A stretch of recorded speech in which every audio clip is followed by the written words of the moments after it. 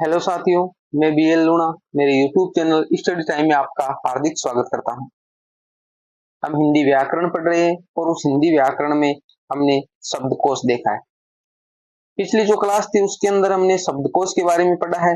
आज इस क्लास के अंदर हम जो शब्दकोश से संबंधित वो क्वेश्चन देखेंगे जो एग्जाम में आए हुए हैं, तो उससे हमारे को ये पता चल सके कि एग्जामिनर किस प्रकार के क्वेश्चन एग्जाम में पूछता है, क्योंकि हमें ये पता होना चाहिए कि एग्जाम में कौन से क्वेश्चन आ रहे, उसी के हिसाब से अगर हम पढ़ेंगे तो ही एग्जाम क्लियर कर पाएंगे। बाकी आप फालतू का कचरा पढ़ोगे तो उससे आपका एग्जाम क्लियर नहीं होगा। तो एग्जाम को ध्यान में रखते हुए हमें पढ़ना होता है। तो आप मेरे चैनल पर पहली बार आए हो तो आप मेरे चैनल को सब्सक्राइब कर ले, बेल आइकन को ऑल पे प्रेस कर ले, ताकि मेरे आने वाले हर वीडियो का नोटिफिकेशन आपको मिलता रहे। अब बात करें पहले क्वेश्चन की, तो आज का हमारा जो पहला क्वेश्चन है वो है, निम्न में से शब्दकोश की दृष्टि से सही क्रम है। फर्स्ट ग्रेड संस्कृत शिक्षा 2020 में ये क्वेश्चन पूछा गया है। अगर आपने वो पिछले वाली जो क्लास है शब्दकोश की वो नहीं देखी तो पहले आप वो क्लास देखी तो आपको अच्छे से ये क्लास है वो समझ में आएगी। इसके अंदर हमारे सामने चार ऑप्शन है, ए, ब, स और द। अब ये कह रहा है कि निम्न में से शब्दकोश की दृष्टि से सही क्रम है। शब्दकोश की दृष्टि से सही क्रम का मतलब है कि पहले कौन सा शब्द आएगा उसके बाद में कौन सा आएगा, इसका क्रम आपको सेट करना है। तो मैंने आपको शब्दकोश में बताया कि आपको पहले न शब्दों के पहले जो अक्षर होते हैं उन पे ध्यान देना है। तो इसके अंदर देखो उ आया है, इसके अंदर री आया है, इसके अंदर द्वि है और इसके अंदर ज्ञान शब्द में जे है। तो इसको पहले हमें, जैसे इसमें से उ बाहर निकल रहा है, इसमें से री निकल रहा है, इसमें से ऊ निकल रहा है, इसमें से री निकल रहा है, इसमें हम जब इसके टुकड़े करते हैं तो ये जो ग वो तो हलंत वाला है और इसके अंदर री है, ग्री, इस प्रकार जैसे होता है। तो हमारे जैसे ग बाहर आ रहा है, हलंत वाला पर ग बाहर आ रहा है। इस ज्ञान की बात करें तो इसके अंदर क्या होता है, ये इसका निर्माण ज और ये से होता है, ये से होता है। तो इसके भी जो हलंत लगाए तो इसमें से आ बाहर आ जाता है। तो हमारा इसमें ज आ रहा है हलंत वाला। अब देखिए भाई, इसको सेट करना है तो पहले है ना उरीन आएगा, क्योंकि ऊ पहले आता है भाई। ए आ ई ऊ के बाद में री आता है तो ऋण बाद में, ऋषि बाद में आएगा। फिर गिरसिम आएगा क्योंकि ग आता है उसके बाद में। ये दोनों स्वरों में आ गए और ये हमारे व्यंजनों में आ रहे हैं। तो व्यंजनों में ग पहले आता है, ज बाद में आता है, जैसे क ख ग आता है, फिर च छ ज आता है, तो इसलिए हमारा ये बाद में आएगा। इसमें हमारा आंसर ए हो जाएगा। आंसर क्या हो जाएगा, ए हो जाएगा। इस प्रकार इसके टुकड़े करने। जब पहला जो शब्द है वो अगर अलग अलग हो तब तो कोई दिक्कत आने वाली नहीं है कि उसी के आधार पर सेट हो जाएगा। अगर पहला शब्द सेम हो सभी में तो फिर दूसरे के आधार पर करना होता है। वो हम आगे जैसे क्वेश्चन देख रहे हैं,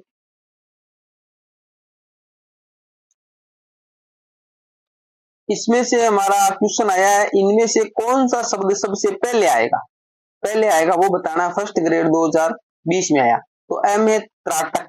आगे देखते हैं ऑप्शन। ए में क्षमा, स में पकवान और द में द्वारा। तो पहला हमारा जो शब्द था वो था त्राटक।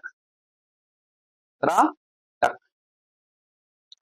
अब देखिए त्राटक का जो त्र है वो तय का निर्माण, त्रय का निर्माण कैसे हुआ, तय और हमारा रह से हुआ है। रह में से हमने बाहर ए निकालना पर अभी नहीं निकालेंगे, हमारा ये त्रय से निर्माण हुआ तो त्रय का हो गया। प में हमारे पहले शब्द प आ जाएगा भाई। प में से अगर ए बाहर निकालेंगे तो इसके भी हलंत लग जाएगा। फिर हमारा सॉरी एक क्षमा रह गया, तो क्षमा उसके अंदर क्या होता है, ये क और छ से निर्माण हो रहा है इसका, इसमें भी हम अलंत लगाएंगे तो ए बार आ जाएगा।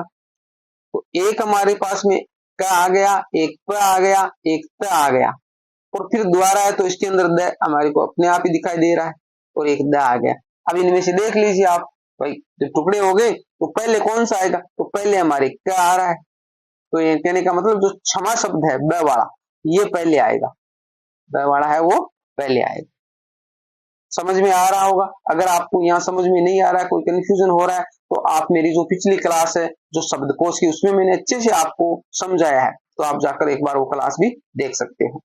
आगे देखिए 3 नंबर क्वेश्चन देखते हैं। 3 नंबर क्वेश्चन क्या कह रहा है,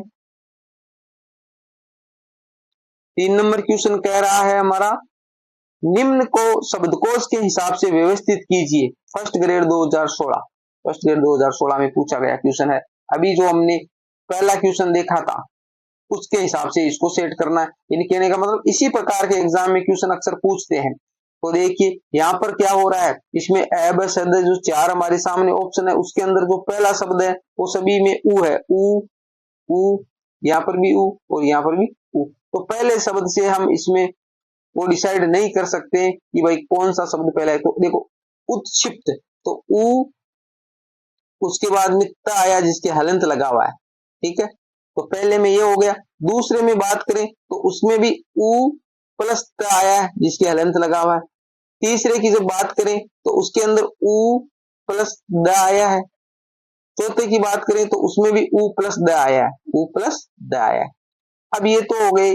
अब इनमें से दो में हम डिसाइड कर पाते हैं, पर दो है वो अलग हो गए भाई।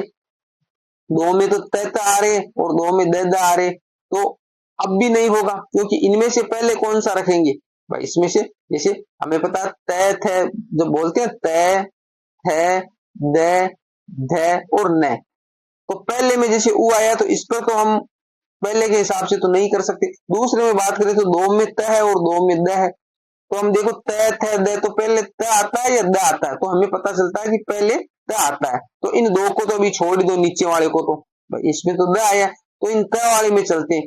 तो इनसे भी हम निर्धारित नहीं कर पा रहे हैं कि पहले उत्क्षिप्त रखे या उत्कंठा रखे, पहले उत्क्षिप्त रखे या उत्कंठा रखे। तो अब देखिए आगे बढ़ते हैं, तो आगे बढ़ते हैं तो आगे हमारा आ रहा है, जिसे इसके पूरे टुकड़े कर लेते हैं एक बार, उत्क्षिप्त के और उत्कंठा के, उत्क्षिप्त के और उत्कंठा के। तो मैं एक बार आपको इरेज करके बता रहा हूं यहाँ पर। अब जब हम इसको इरेज करेंगे तो हमारे सामने उत्क्षिप्त है, तो देखो उ प्लस ये त आ जाएगा, ठीक है। फिर हमारा ये शी आ रहा है, शी आ रहा है, और फिर प आ रहा है जिसके हलंत है, और फिर त आ रहा है। उत्क्षिप्त के हो गए टुकड़े। अब देखिए हम जब पढ़े थे तो उसके अंदर बताया था कि जो आधा जो वर्ण होता है वो कऊ के बाद आता है। जो हम स्वरों में जो मात्रा लगाते हैं ना, तो कऊ के बाद में आधा क को रखना है, तो हमारा अनुस्वार वाला पहले आएगा, अनुस्वार वाला पहले आएगा। तो उत्कंठा शब्द है वो पहले आएगा और उत्क्षिप्त शब्द है वो बाद में आएगा। तो इसमें देखिए उत्कंठा का, उत्कंठा इसमें भी है और इसमें भी है। अब देखिए उत्कंठा और उत्क्षिप्त दोनों में है, तो हमारा ये तो फिक्स हो गया, या तो स होगा या फिर द होगा, या तो स होगा या द होगा। अब चलते हैं हम दूसरे शब्दों पे। भाई दो हमारे बीच में रह गए थे, एक तो उद्योग और एक उद्वेग। तो इनमें से पहले कौन सा आएगा, उद्वेग आएगा या उद्योग आएगा? तो उसके भी टुकड़े करके देख लेते हैं एक बार। इसको मैं इरेज करता हूं। अब देखिए पहले हम जैसे उद्वेग, तो उ हो गया, फिर द हलंत वाला है, फिर यहाँ पर वे और द, इस प्रकार टुकड़े कर लेते हैं उद्वेग। दूसरा हो गया उद्योग, तो उ हो गया, फिर हलंत वाला द हो गया, और यहाँ पर यो हो गया, और यहाँ पर ग हो गया।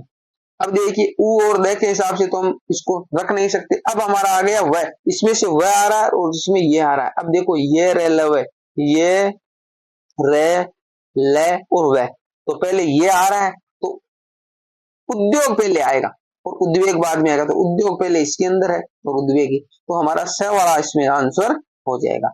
इस प्रकार आप टुकड़े करके इसको कर पाओगे, ठीक है।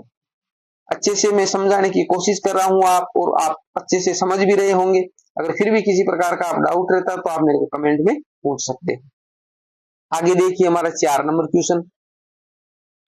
4 नंबर क्वेश्चन क्या कह रहा है, इनमें से कौन सा शब्द पहले आएगा, कौन सा शब्द है वो पहले आएगा। फर्स्ट ग्रेड 2014 में आया हुआ क्वेश्चन है। तो वही बात है, पहले टुकड़े करने पड़ेंगे हमारे को। भाई ए ब स द है, तो पहले टुकड़े करेंगे। तो देखो हमारे इसमें आया है, पहले शब्द ही देख लेते हैं। इसमें ग्रह है, इसमें भी ग्रह है, इसके अंदर ग हलंत वाला है भाई आधा है, और इसके अंदर ग है वो गुरु है, तो मात्रा लगी हुई।